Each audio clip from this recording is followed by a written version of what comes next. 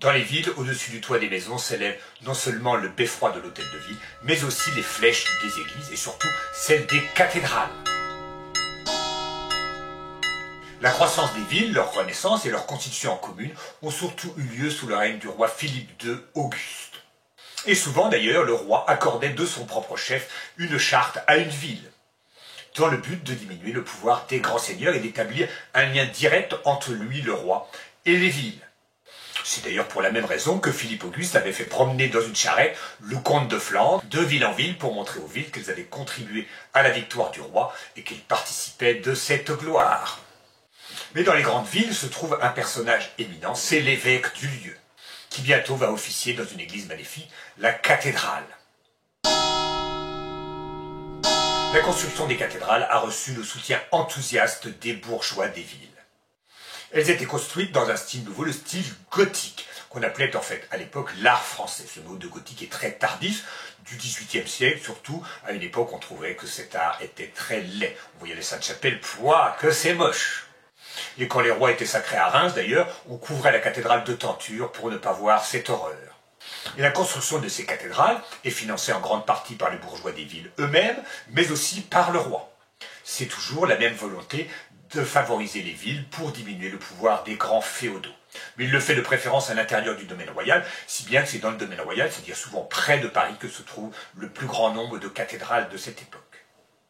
Et ces cathédrales, symbole du pouvoir de l'évêque, rivalisent avec le beffroi de l'hôtel de ville, mais aussi rivalisent de splendeur avec les châteaux. Le château, la cathédrale et l'hôtel de ville sont en quelque sorte des symboles architecturaux des trois ordres de la société de cette époque. Mais la construction des cathédrales n'est pas le seul aspect nouveau de la vie religieuse. Il apparaît également, avec la croissance des villes, des ordres de moines tout à fait différents de ceux qui habitent dans les abbayes. Les moines des abbayes exploitent des terres qui font la richesse de leur abbaye. Dans les villes, il ne peut en être question. Et donc apparaissent des ordres nouveaux pour répondre à des besoins nouveaux. D'abord l'ordre des dominicains, fondé par saint Dominique, qu'on appelle les frères prêcheurs, pour porter la bonne parole aux habitants des villes. Et puis des ordres mendiants. Le tout premier, ce sont les franciscains, fondés par saint François d'Assise. D'autres ordres seront issus, comme les capucins par exemple. Ce sont des ordres mendiants parce qu'ils ne peuvent pas cultiver la terre, et donc ils vivent aux frais des habitants. La splendeur des cathédrales est le signe de la puissance et de la prospérité des villes, mais les cathédrales sont construites avant tout à la gloire de Dieu, il ne faut pas l'oublier. Et elles le sont tellement que certains détails, certaines statues et certains décors ne sont en fait pas visibles par ceux qui fréquentent la cathédrale. Ils ne sont là en fait que pour Dieu. Toutefois, les aspects politiques existent et en effet la renaissance des villes avait modifié l'équilibre des pouvoirs au sein de la société féodale.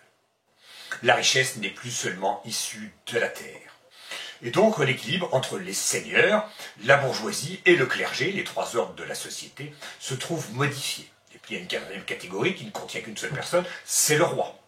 Si bien qu'en 1235, c'est-à-dire au début du règne de Saint-Louis, la noblesse et le roi se réunirent à Saint-Denis et décidèrent de limiter le pouvoir des tribunaux ecclésiastiques. Le roi cherchait à garder l'équilibre entre les barons et le clergé, et puis aussi les bourgeois, afin de conserver sa propre autorité. Dès lors, la construction des cathédrales se mit à ralentir petit à petit, et elle s'interrompit définitivement sous le règne de Philippe IV le Bel, petit-fils de Saint-Louis. Mais il y a beaucoup de belles choses du règne de Saint-Louis qui cessèrent sous le règne de ce roi.